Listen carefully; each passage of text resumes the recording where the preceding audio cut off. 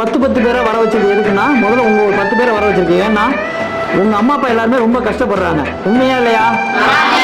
இப்போ உங்களுக்கு என் அம்மா அப்பா கஷ்டப்படுறாங்க, ஆனால் எனக்கு இது சாப்பிடணும்னு ஆசை, ஆனால் எனக்கு கேட்க முடியல. எங்கள் அம்மா அப்பாட்ட அவங்களே கஷ்டப்படுறதுனால எனக்கு கேட்க முடியல அப்படின்னு உங்கள் மனசில் நிறைய ஆசைகள் இருக்கும். சின்ன சின்ன சாப்பிடணும், எனக்கு இது வேணும் அது வேணும்.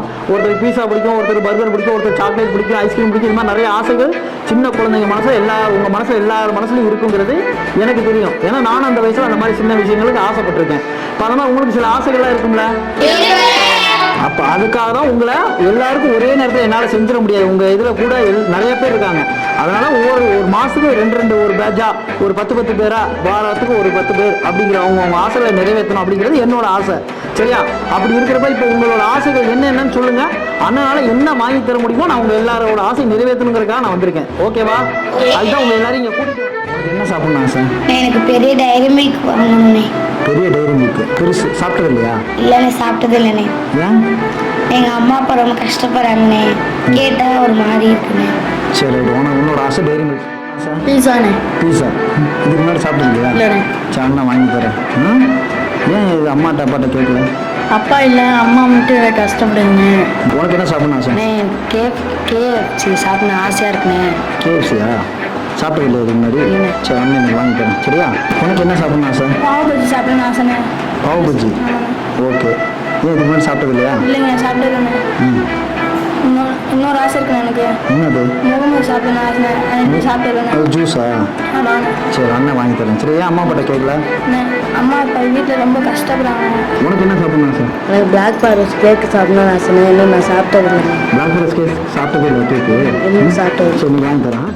பாவு பஜ்ஜி சாப்பிடணும் ஆசைண்ணே. பாவு பஜ்ஜி சாப்பிட்டது இல்லை இதுக்கு முன்னாடி? சரி, அண்ணன் வாங்கி தரேன் எனக்கு. சரியா? நம்ம சாப்பிடணும் ஆசை? ஐஸ்கிரீம் சாப்பிட ஆசை.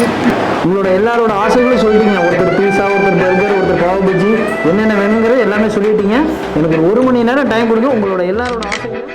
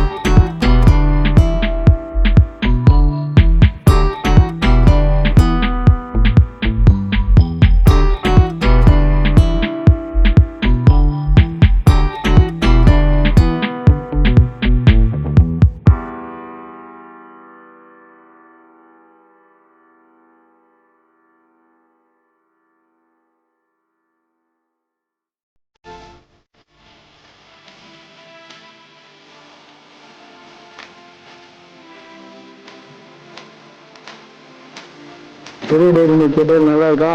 நல்லா இருக்குண்ணே.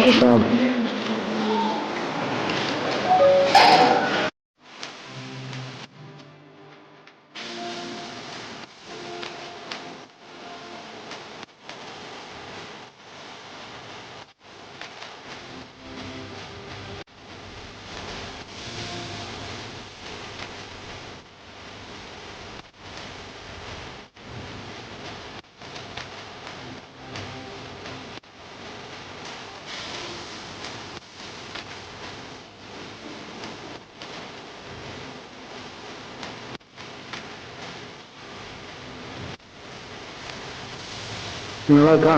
நல்லா இருக்குண்ணே. சாப்பிடு, நல்லா சாப்பிடுங்க. வெறும் மிச்சம் வைக்கல, சாப்பிடுங்க.